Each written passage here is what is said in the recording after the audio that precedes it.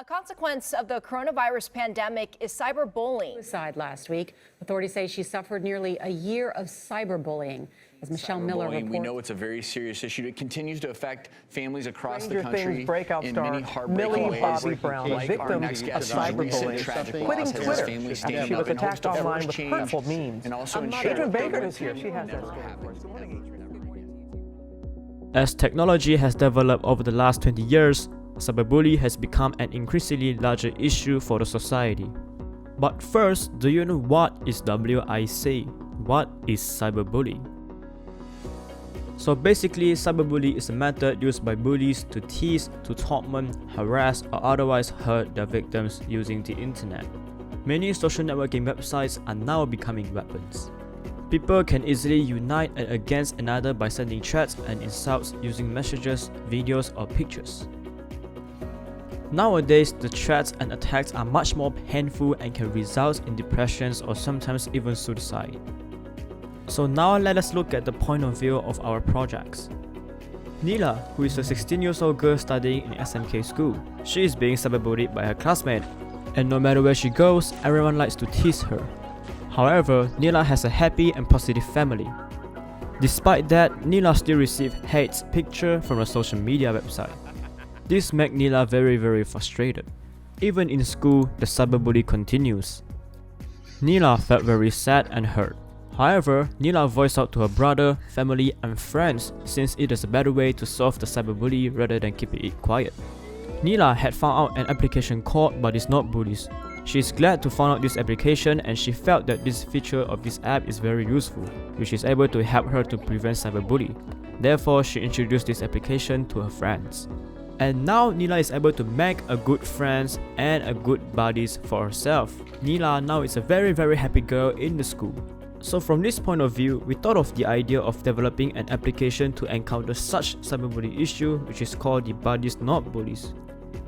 Bullies Not Bullies is a non-profit organization providing emotional and physical support 24 hours a day, 7 days a week to people who are having suicidal thoughts and being cyberbullied by other students without any charge. Our goal is to reduce and prevent bullying, cyberbullying, and other digital abuse. Now, let's look at how we did our prototype as well as test our final product. So to make a workable prototype, first of all what we did was we started off with a wireframe via a website called Mockflow. The idea behind this is it gives the brief idea of what designs we are trying to make, what functionality we want to include in a prototype, and etc. Then after that, we are ready to make a storyboard. So a storyboard is basically a graphic representation of how our app will work and how will it navigate throughout the user experience. This is very important because we need to know how the scene would change if we were to click a particular button in the app. So for example, in this case, we had used an iPad to make note and to sketch each button in the app to let ourselves know that if I had clicked these buttons, where will this button bring me to? Will it bring me to the home page or will it bring me to the menu page? So the purpose of doing this storyboard is to ensure that when we are doing an actual prototype, we are clear and knowing what function should be assigned to each button in the app.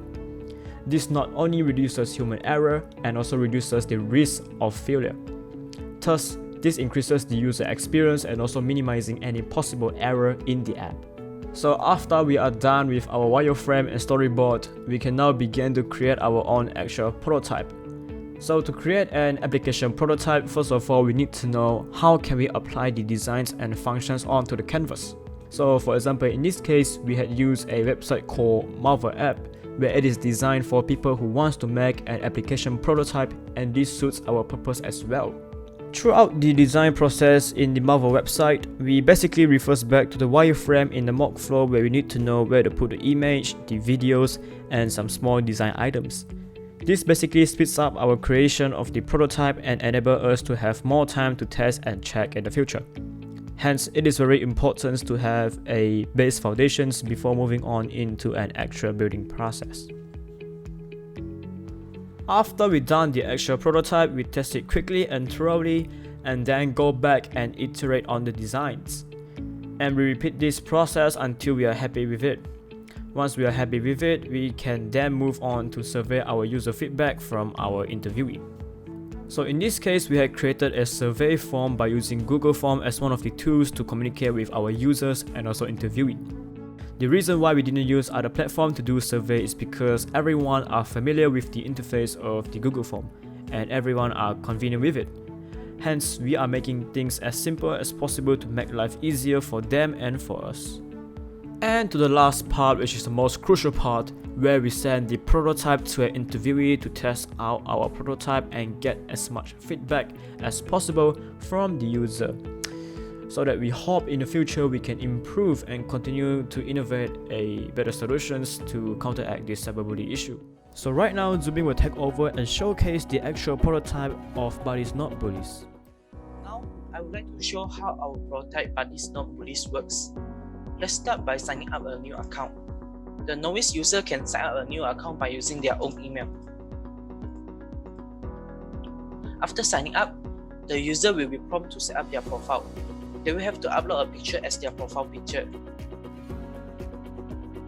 Then they are required to enter their full name, date of birth, contact number, address, and also parents' email. I will explain more later why the users are required to enter their parents' email. By clicking next step, the user will be directed to our home page.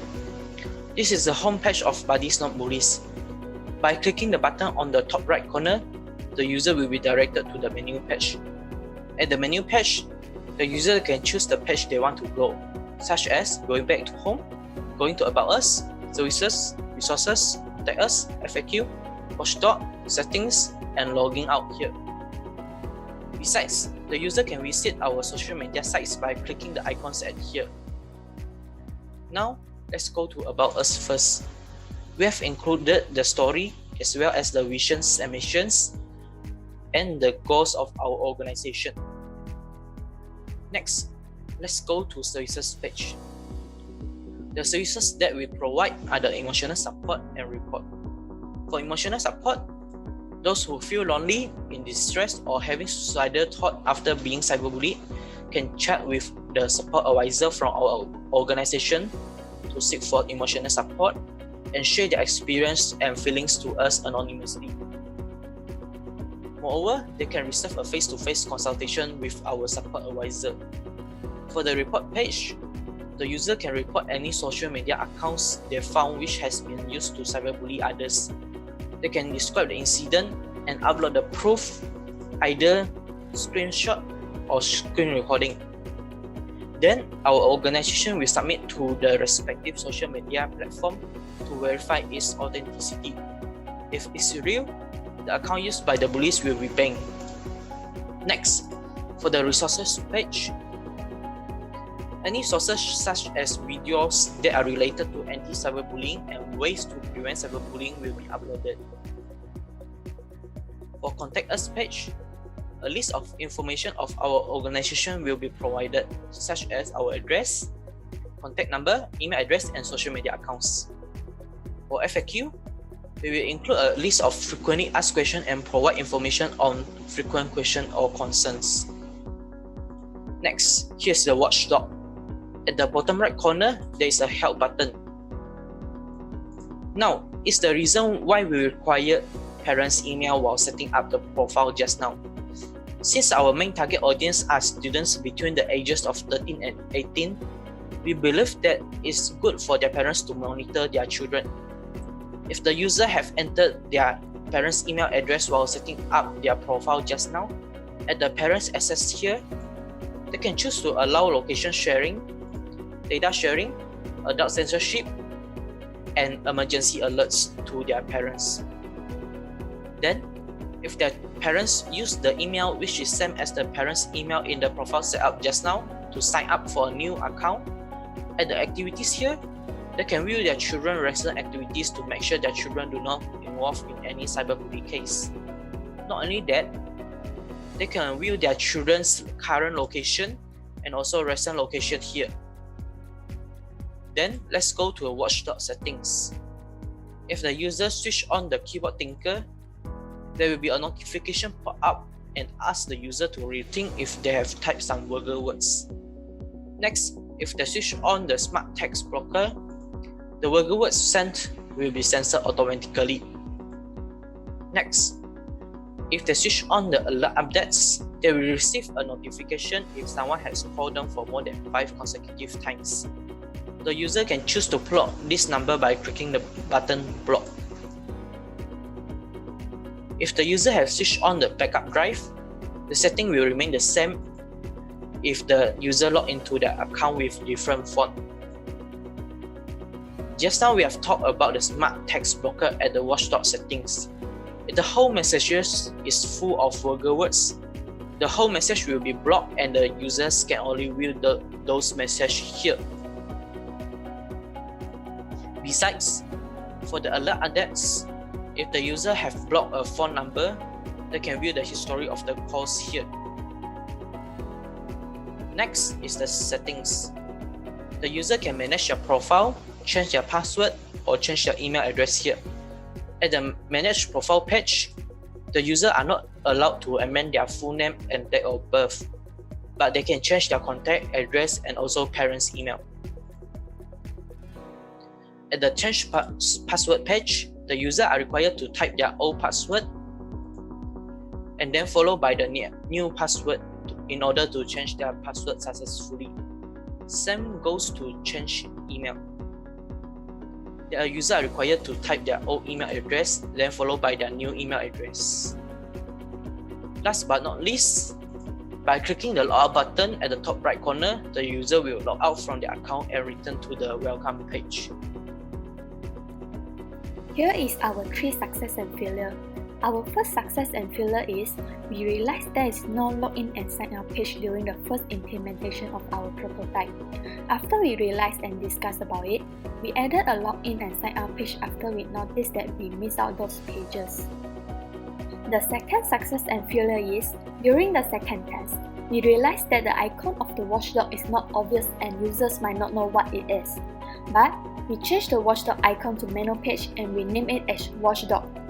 Therefore, users will clearly know what it is and able to click it while browsing our menu page.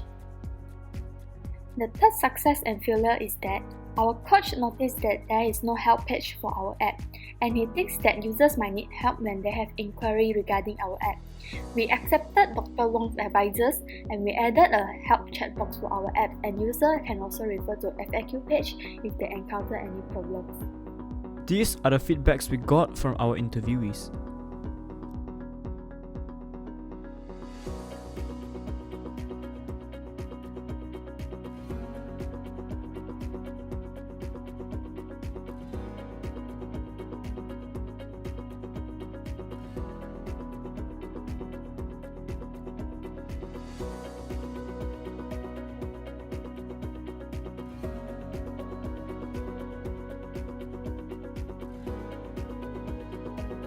Now I'll share evaluation of feedback. Through Buddies Not Bullies app, we hope we can reach extensive target audience. Our respondents are mostly students, parents and educators such as lecturers and teachers. In light of current situation, we were unable to implement or test our prototype physically. Due to that, we decided to create an application and gather feedback from our target audience by using online survey, which is Google Form. As mentioned above, our feedback are mostly from our target audience. Therefore, we hope in the near future we can produce a real application in order to help those victims and prevent cyberbullying. Now I'll talk about the improvement of prototype. Here are a few suggestions we get from our respondents. Firstly, in the sign up page, there's a create account below the sign up button. It should be removed because it is a sign up page. Second, include brief background and information of those advisors so that people who attempt to contact them will have a rough picture of whom they are going to talk to. Third, should have a choice on whether the victims would like to talk to a man or a woman. Not being sexist is just based on their gender preference regarding their issue. Next, the color of the interface of the application should be more cheerful. Lastly, it would be better to mention fees charged or fees of charge for particular groups such as students, as some might be concerned about it. All in all, we have selected the theme dealing with cyberbullying in schools. Our concept is an anti-bullying organisation that aims to educate students, parents and teachers about the dangers of living in a connected world. From that, we have come up with an idea to develop an application called Bullies Not Bullies. This application allows users or victims to seek emotional support or to share their sorrow with our advisor and to report any cyberbullying case on any social media platform, as well as to create awareness about cyberbullying to everyone. By using our app, students will learn what constitutes cyberbullying, who does it, and how can it affect victims and how to stop it.